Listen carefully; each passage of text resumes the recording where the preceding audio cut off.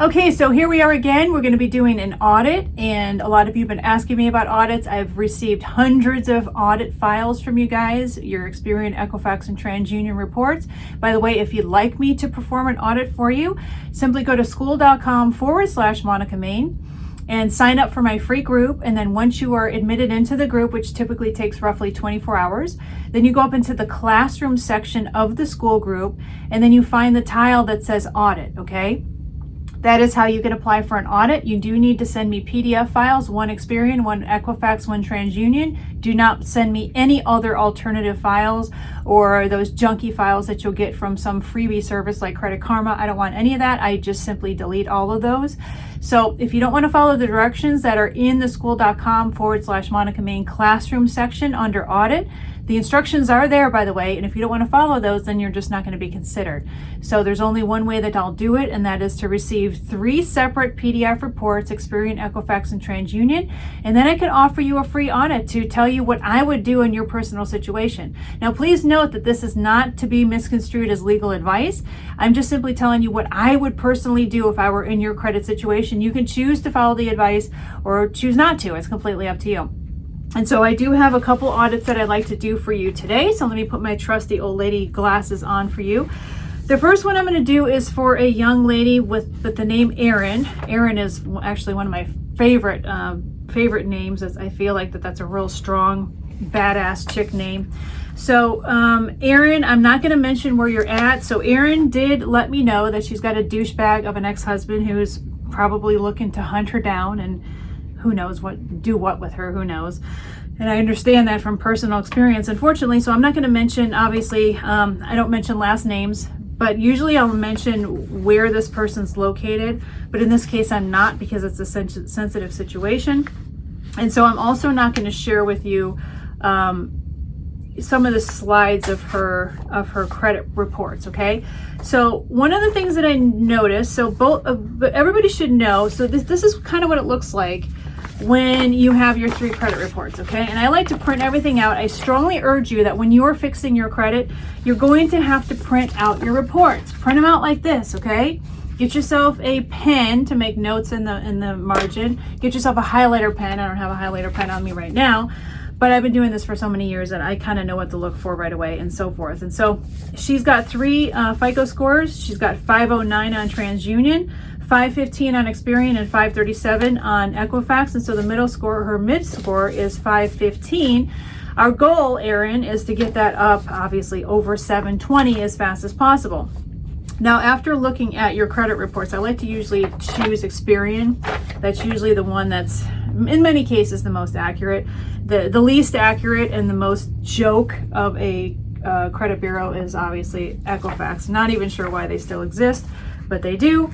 So let's go over Erin's credit report. I will show you some screenshots of exactly what I'm looking at, so then that way you can follow along.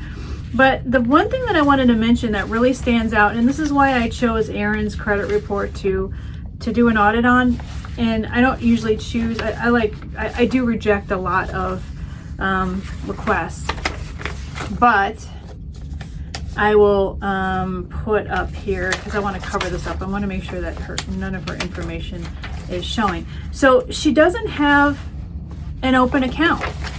She's got a lot of closed negative accounts, but she doesn't have an open account. So I'm going to share with you. I'm going to put my finger over her name. You can see open accounts, none, nothing, okay?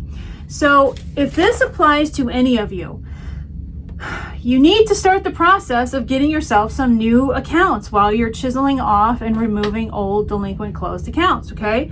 So Erin, and for all of you who don't have any new open revolving accounts, get yourself at least a secured credit card, okay? So if you can't qualify for an unsecured credit card, even with companies, second chance credit card companies like Credit One, Total Visa, Pedal One, Destiny, Milestone, those types of Indigo, if you don't qualify for any of those second chance unsecured credit cards, and even if they start you at $300, so what? It's a start somewhere.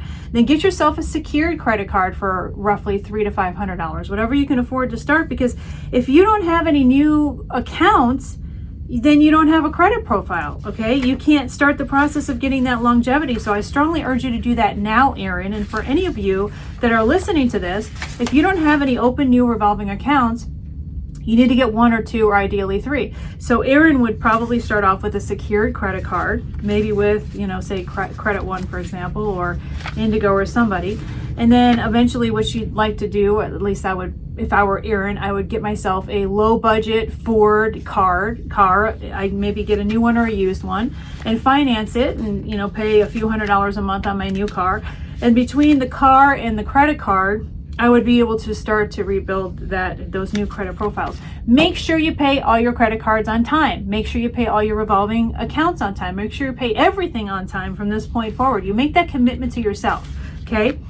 I fill in the blank of whatever your name is on a credit Bible. Put your hand there and just say, I will be paying all of my credit cards and my accounts, my loan accounts on time, no matter what. I make that commitment to myself. Okay, moving forward. Now let's talk about the destruction of the past. Now, of course, with Erin, I don't know what any of her personal information is that's correct. She's going to have to look at her personal information, which is going to be on page 2 of her credit report that shows her old addresses and so forth, her year of birth, obviously, all of that. She needs to determine whether or not that is correct. I think I noticed that there's some kind of issue with a middle initial that is located here. It doesn't look like it's correct.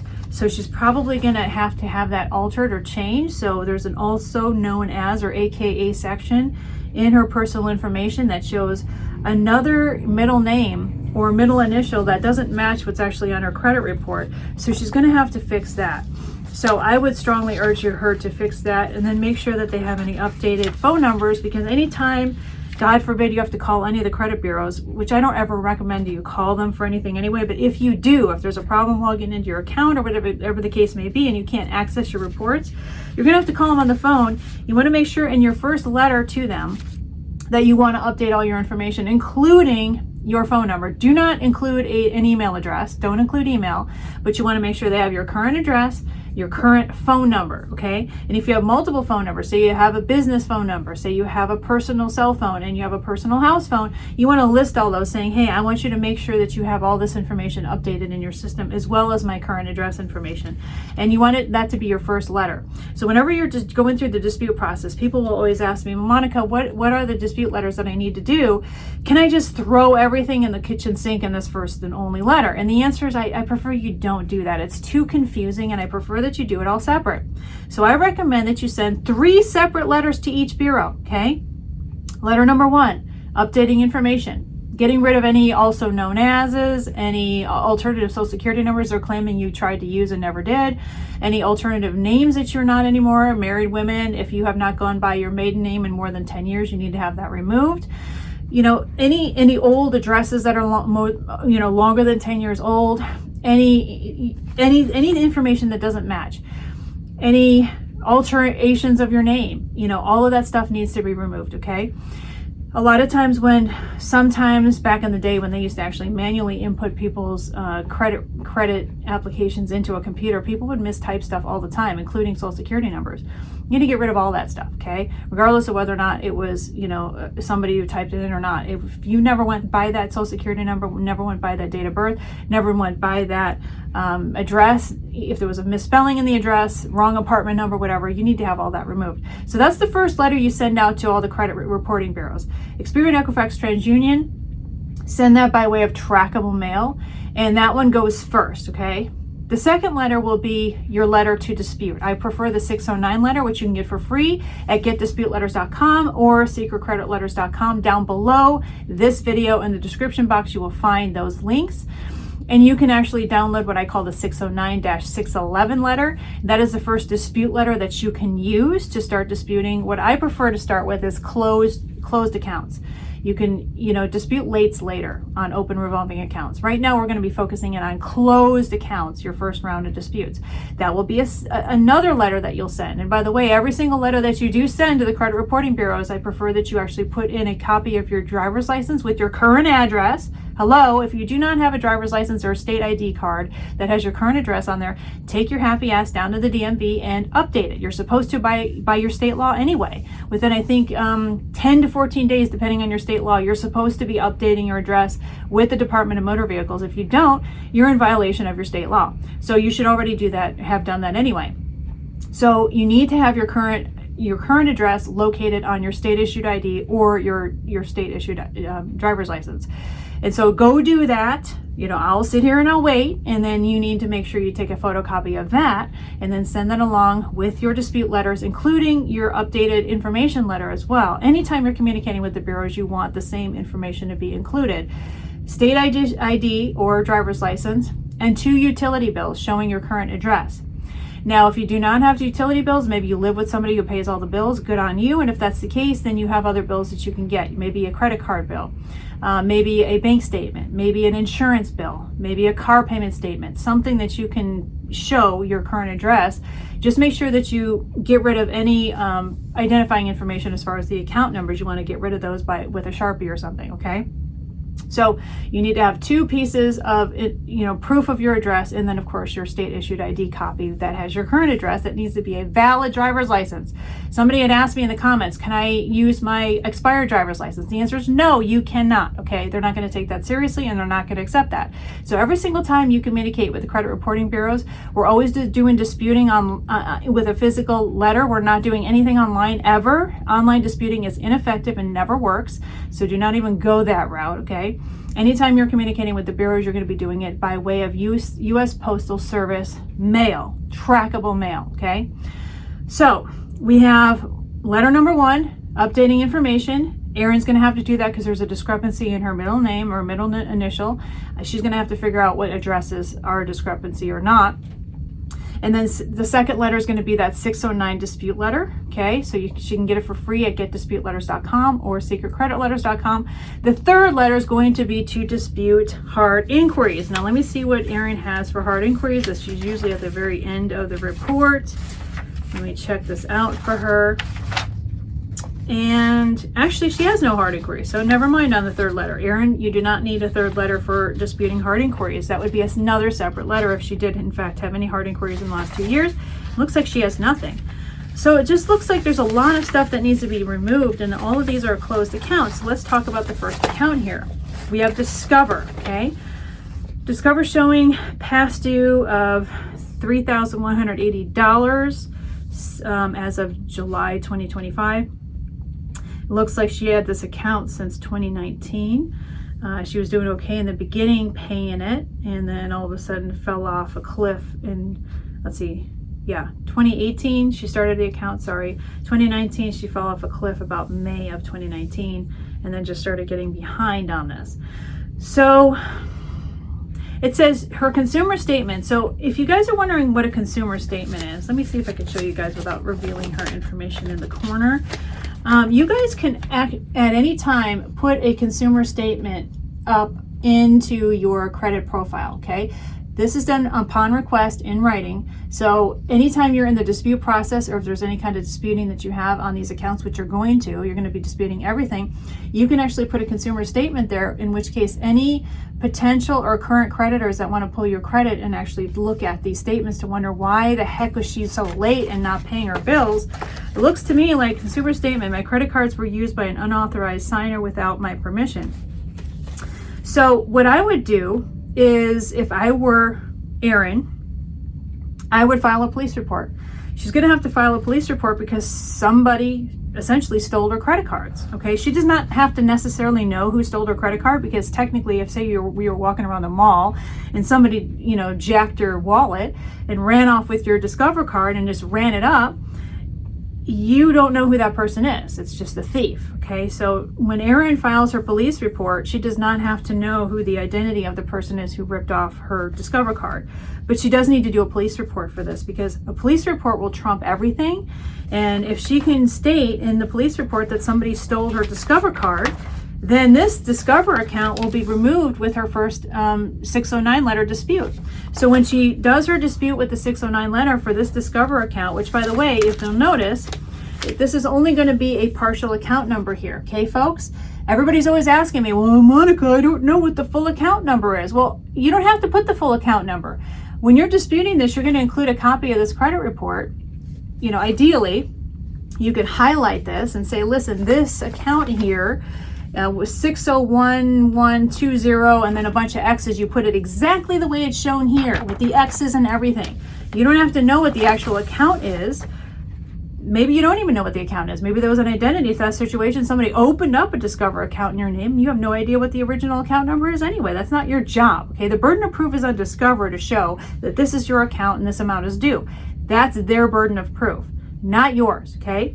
So she said that somebody ripped off her Discover card. She needs to file a police report. And then when she puts her 609 letter together on this particular account, she could say somebody stole my card, and here's the police report showing proof that somebody stole my card. They're going to remove this account from Discover right away when she shows the police report, okay?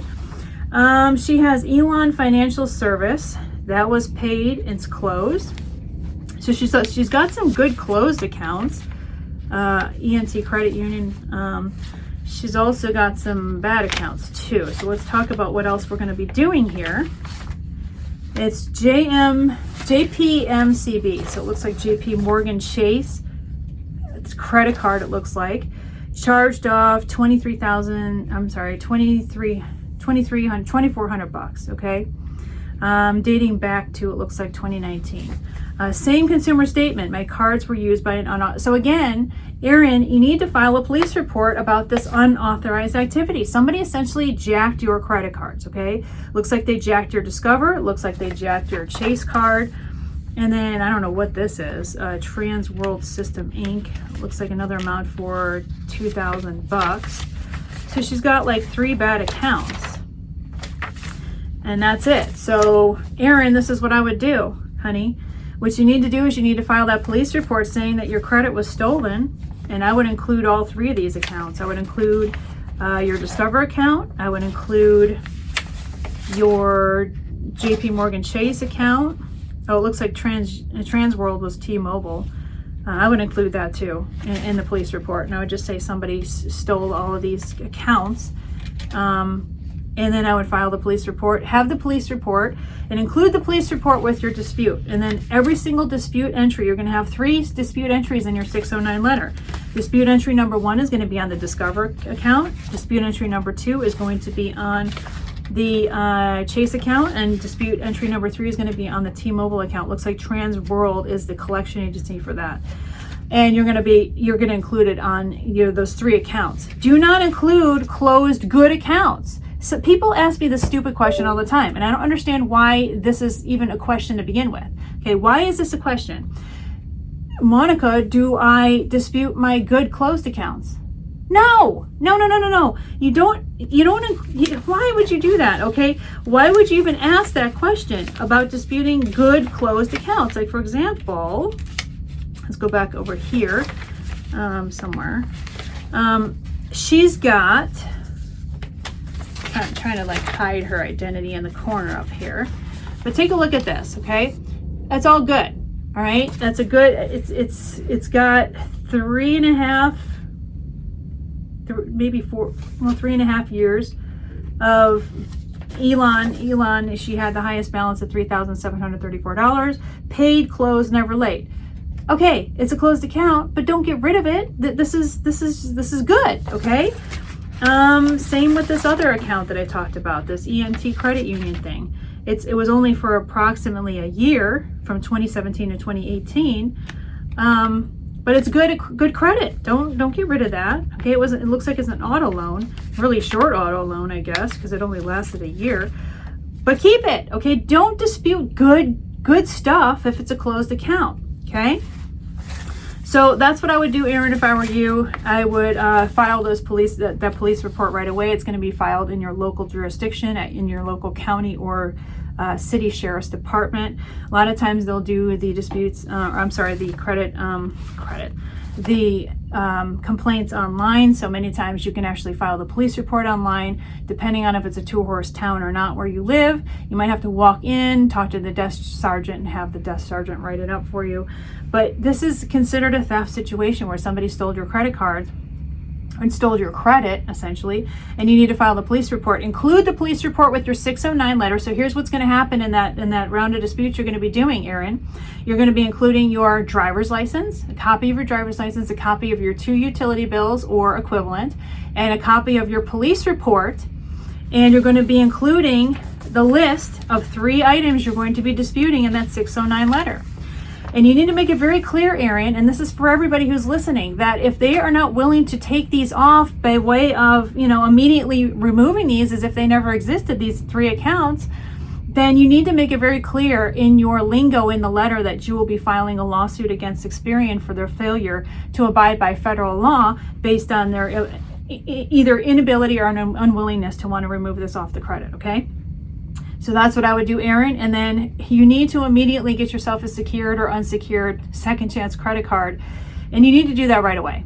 I would like to see at least 2 open revolving accounts or 2 accounts that you're starting, and make a commitment to pay your damn bills on time every single month. We don't want to end up in the same situation ever again, okay?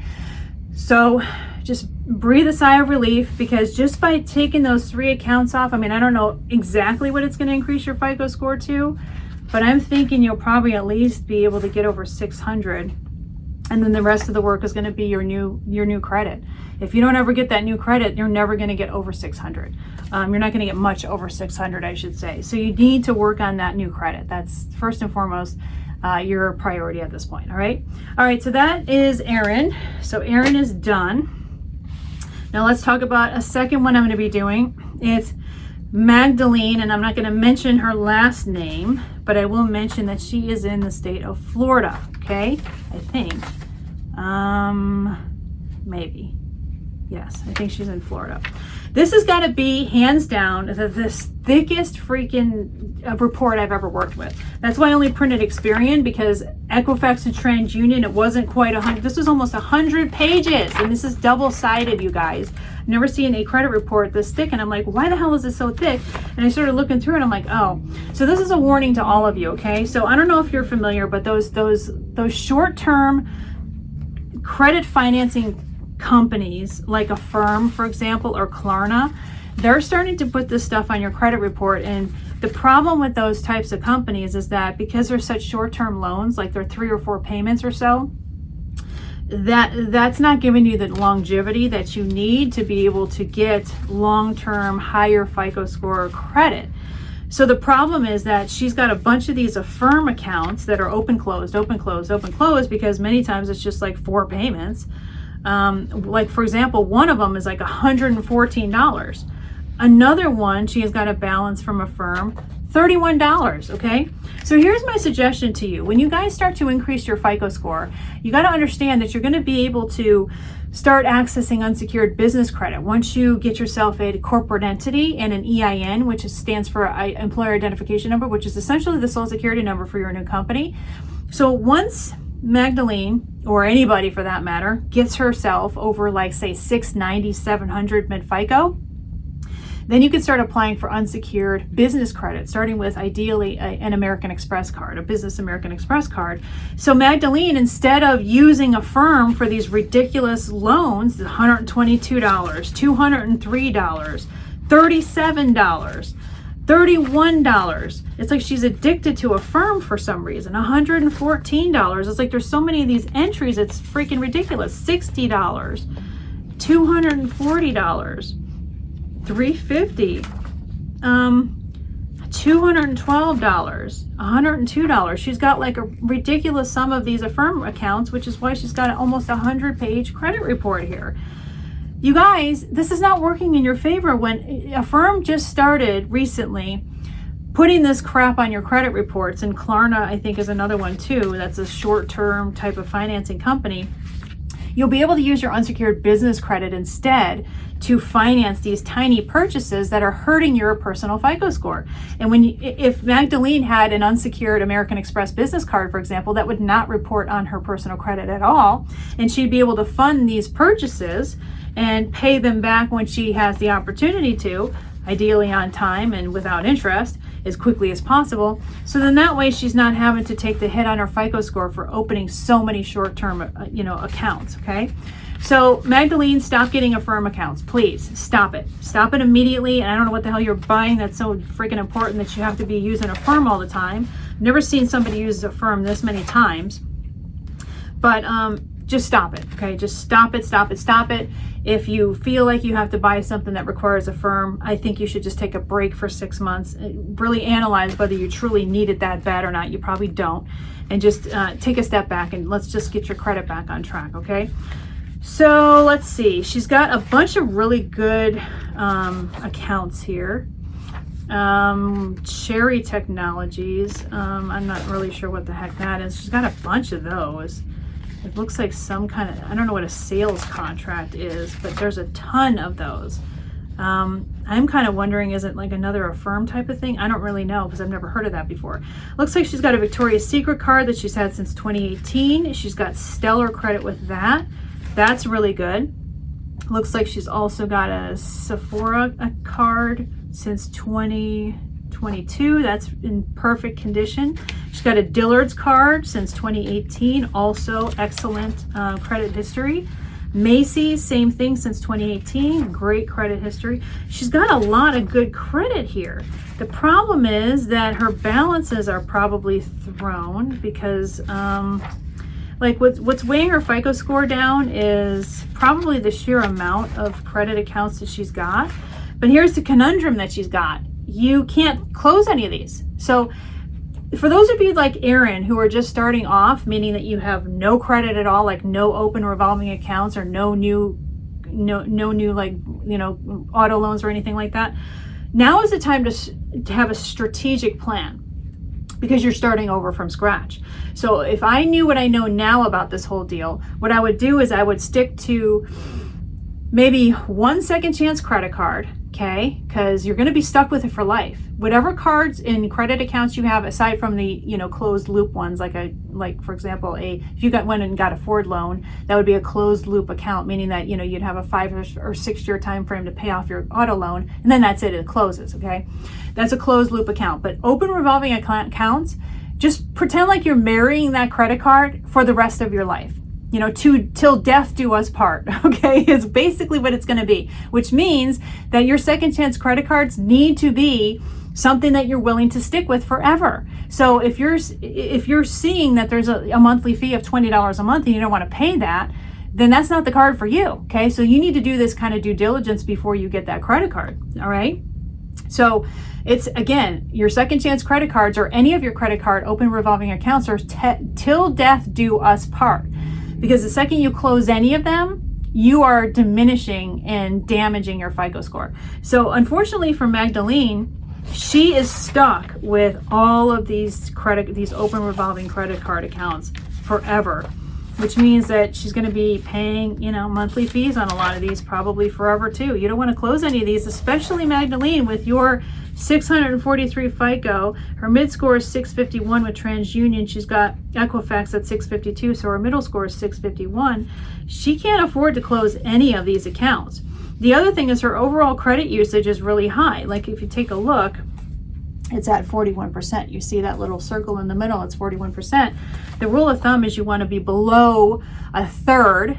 So that would be below 33%. And some people say, and this is where I keep mine, you want it to be around 7% or less, which is hard for people to do in today's day and age. But her goal should, at least in the very least, be to get it below 30% initially, and then to get it down to 20, and then get it down to 10. And the only way you're going to realistically be able to do that is to have unsecured business credit cards that do not report on your personal credit. And there's American Express Business does not report on your personal credit. There's like Citibank, Chase Inc., Bank of America, Wells Fargo. There's a lot of different banks that will offer you unsecured business credit cards that do not report on your personal credit. The ones that do report on your personal credit is Capital One Sparks, which we don't do business with them anymore anyway because Capital One freaking sucks. And then the other one is Discover, which of course is owned by Capital One now. So we don't want any Discover business credit cards. We don't want any Capital One business credit cards because they will report on your personal credit. And the whole idea of using unsecured business credit is to get off your personal credit report. We don't want those on the personal credit. All right, so this is where the problems begin. And of course, it's with Capital One. Like a lot of these people have problems with Capital One. And it looks like she's got 2 different Capital One credit cards. One is, okay, so they're both paid settlements, which is good because you're not going to have to deal with the vultures in the Capital One legal department, which is about the size of Rhode Island, okay? And I'm just joking about that, but they do have a very large legal department, interdepartmental legal department. They pay these lawyers who work for them, and all they do is just, they're like vultures. So I'm glad you paid a settlement. The rest of it looks like it was written off. I would dispute these anyway because they are closed. They might not care about coming back after you to try to prove that you had these accounts because they got paid. They wrote the last bit of it off. They got the text right off on the write-off. So they don't really care. So I would dispute those 2 Capital One cards. And then I would dispute, the reason would be that it's inaccurate information. I don't know who Cherry Technologies is. Maybe somebody in the comments can tell me who the hell Cherry Technologies is because she's got a crap ton of these accounts. She's got a really good Community Bank, actually 2, 3, 4. She's got a lot of these like department store cards, like Pottery Barn. She is like a cashier's wet dream, okay? Because it seems like every single time she's in a store and the cashier's like, would you like to open up a card? You can get 30% off. And she looks like she's the type that literally says yes to everything, okay? Magdalene, stop doing that. You say no to all these people. When Kohl's asks you if you want to open up a card, especially Kohl's because they're part of Capital One, you say no, okay? Start having the discipline when these cashiers ask you if you want to open up a credit card account to save 25% or whatever the case may be. You say no. Looks like she says yes to everybody. PacSun, Wayfair, I don't know what Grandin Road is, Lending Club. She says yes to everybody.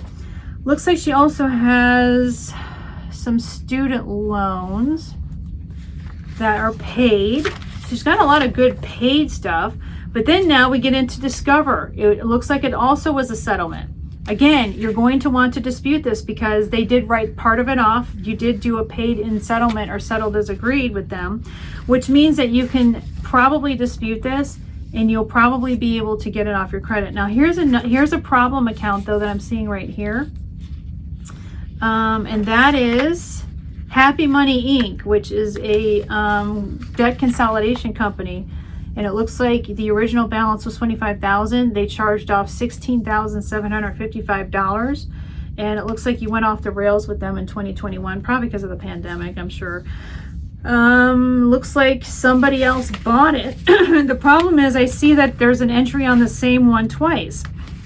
So here's the deal, folks. If you have an original creditor and a collections agency, both about the original debt listed on the credit reports, which looks like is the case for Magdalena, because it looks like under collection accounts and the back of a report, it shows that there's Bounce AI Inc., which it says original creditor Happy Money. So Happy Money is listed on our credit report, and this new collection agency that is representing and collecting on behalf of Happy Money, Bounce AI Inc., is also on our credit report. That's illegal, okay? They're basically reporting 2 of the same debt twice on the same credit report. So one of them has to go. So you know what, Magdalene? You're going to dispute them both, okay, as being inaccurate. And again, by law, they both cannot be there. They cannot be there. It's either Happy Money is going to be there or this Bounce AI as a collection agency is going to be there, but both of them cannot be there. So you need to dispute those. Looks like you also need to dispute JP Morgan Chase credit card. It looks like you also paid, but there was a portion that was written off. So you need to dispute that as well. And that's about it. I mean, you have Rooms to Go. You have a credit card for that. Oh my goodness. Magdalene, you need to stop taking all these people up on their offers, man. Stop it. Finally, you can send one letter. It's going to be a separate letter. Remember what I said? You want a separate letter for cleaning up your personal information. That's letter number 1. Letter number 2 will be your 609-611 letter, disputing all of your closed accounts that are negatively affecting your credit. And then letter number 3 is going to be to dispute your hard inquiries. Magdalene only has one hard inquiry, which is good. It looks like it was September 16th of 2024. So it's really not affecting your credit that much. Only those like in the last year. I mean, we're getting close to a year. It's not really going to affect your credit that much. You could either choose to leave it on, because once you pass the September 16th mark, it's not really going to affect you that much anymore anyway. So you can dispute it in a separate letter or not. I mean, you're only like, what, a wisp away of it being a year or older, which doesn't really affect your FICO that much. So our goal is to get rid of Discover and Capital One and that Happy Money / Bounce AI collection agency, which is essentially reporting twice on your credit reports. I would dispute it all. They're all closed accounts. And stop taking people up on their offers at the cash register for new accounts, please. It seems to me like you literally allow everybody to sell you into a new department store card account, and now you're stuck with them because you need to keep those open for the longevity. You are literally stuck with all these cards, okay? So just don't get any more. And once you get up over that 690, 700 FICO, you're about 40 to 50 points there. And if we can get rid of the Capital One, the Discover, and then that Happy Money / Bounce AI off of your credit reports, I think there was one more too. I think there was a JP Morgan Chase that you're also going to be disputing. Once you get all those off, that will definitely boost you at least 40 points. And then you'll be able to get yourself unsecured business credit. So let's talk about unsecured business credit really quick, because I know I talk a lot about it, but a lot of people don't understand exactly how it works. So even if you don't think you're credit worthy enough, like Magdalene needs to increase her FICO by 40 to 50 points for her to be able to start qualifying for unsecured business credit. But Magdalene still should go out and get herself a corporate entity. And it can be an LLC or it can be an S corporation, either in your home state or one of the 4 anonymous states, which are Wyoming, Delaware, New Mexico, or Nevada. Now, unless you live in New Mexico or live in Nevada, I don't recommend that you actually get a corporation there, because I don't know a lot about New Mexico law, but I do know that Nevada tends to fall under what the IRS deems as being the central boiler room operation, place where people will start up anonymous corporations. And so they tend to go under more scrutiny. But if you live in Nevada, you're not going to go under more scrutiny, because all of your data and information will match up to the fact that you live there, okay? So if you're in Nevada, I recommend you do get a Nevada corporation or an anonymous corporation, even better yet, because an anonymous corporation means that prying eyes will never know who owns the corporation. Of course, the IRS is always going to know, because your EIN number is tied to your social security number, and it will be for, forever unless you sell the company. But, nobody else is going to know that you own that company. And it might not seem like a big deal today, but when you become successful, you'll be shocked and amazed to know how many people want to go after what you own, and see how deep your pockets are to see what they could sue you for. That's just how it is in our highly litigious society. So you might as well set it up properly from day one.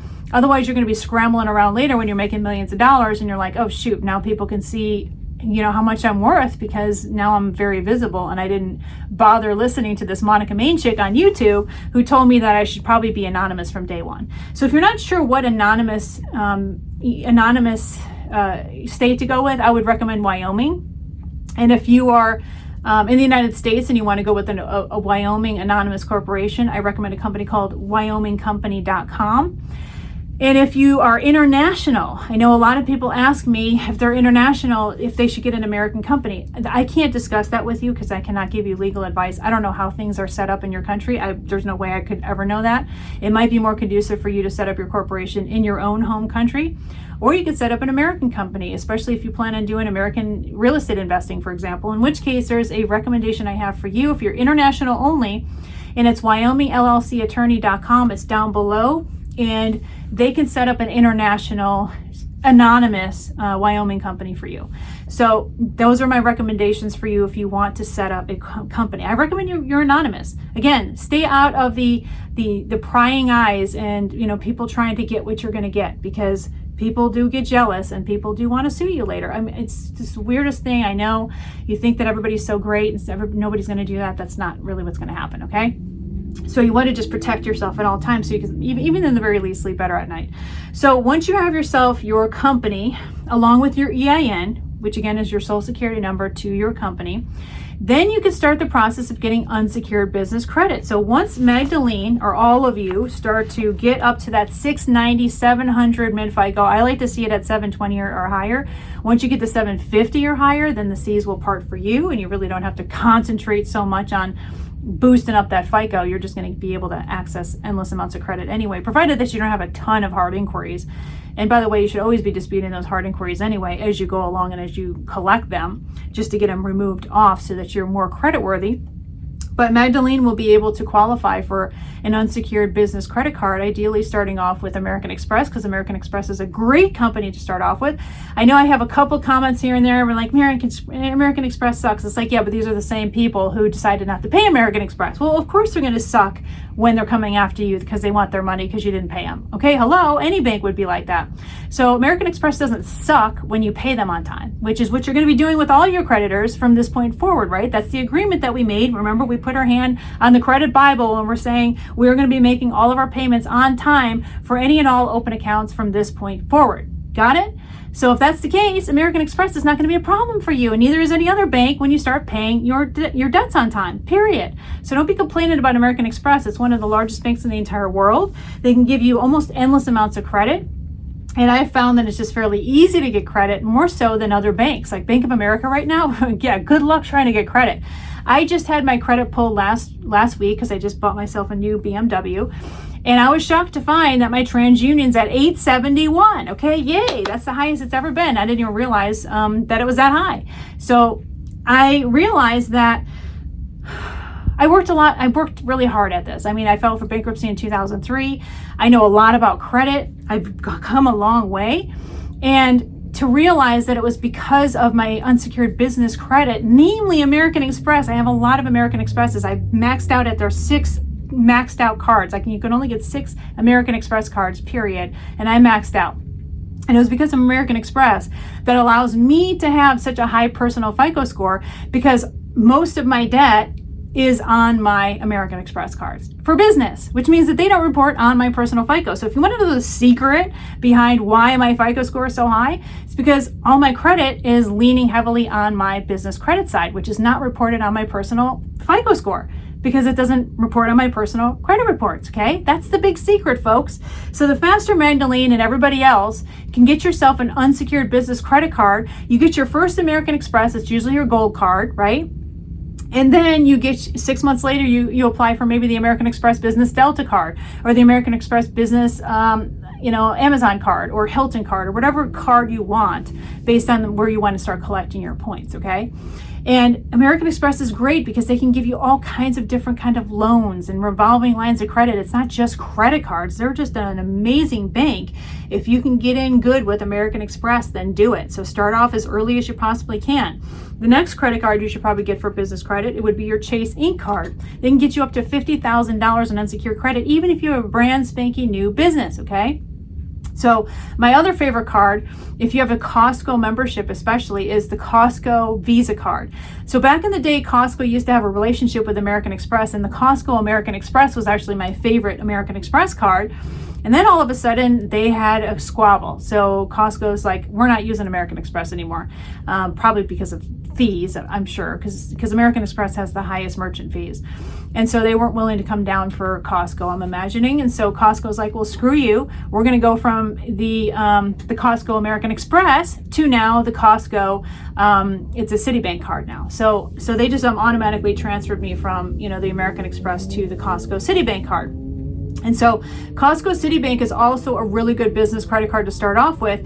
But I always tell people the same thing. And of course, nobody freaking listens to Monica. They want to do things their way, and then they don't get the card that they want. So once you get yourself your business entity with your EIN, if you have a Costco membership, walk into, what did I say, everybody? I said, walk into Costco, go to the customer service desk, and then apply for the Costco Visa in person. Make sure that it's a business Costco Visa card, okay? Not a personal, a business, all right?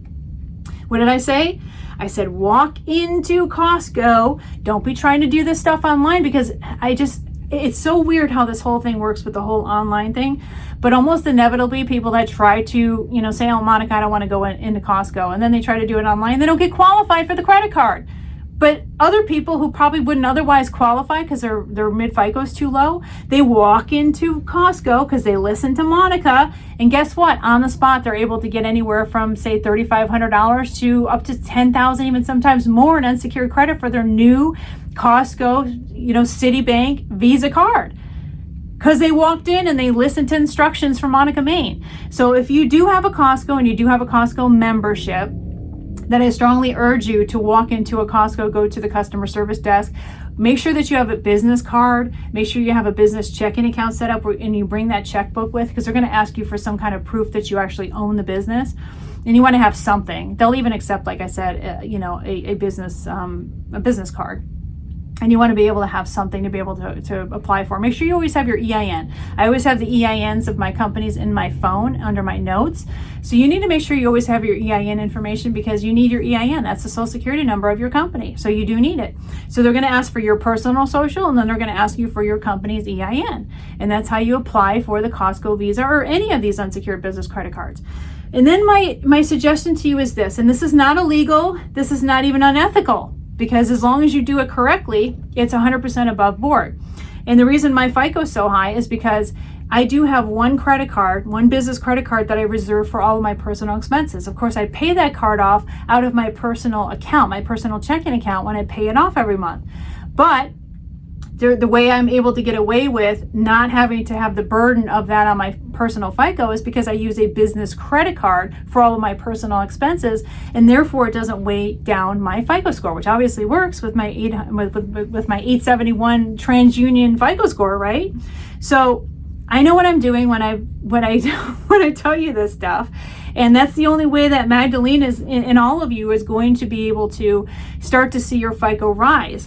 Because if you take a look again at her credit usage, she's going to have to drop that 41% to down to 30, and then down to 20, and then down to 10. And then the more she drops that overall credit usage as she leans heavily into unsecured business credit, then her FICO is going to go through the roof. Okay, it's just going to go up and up and up and up, because now she's using her, say, your Costco Visa Business American Express, or Costco. I still think that American Express is with Costco. It's not. Her Citibank Visa that she has with Costco, maybe she's going to use that for all of her personal expenses, but pay that card off every month out of her personal checking account to make sure that she's doing it above board, which is what I recommend. But the burden is not on her FICO score anymore, her personal FICO, because it's a business credit card that does not report on her personal credit report, right? So hopefully you understand that, and that's when you can see the magic take place in the massive and quick increase in your FICO score.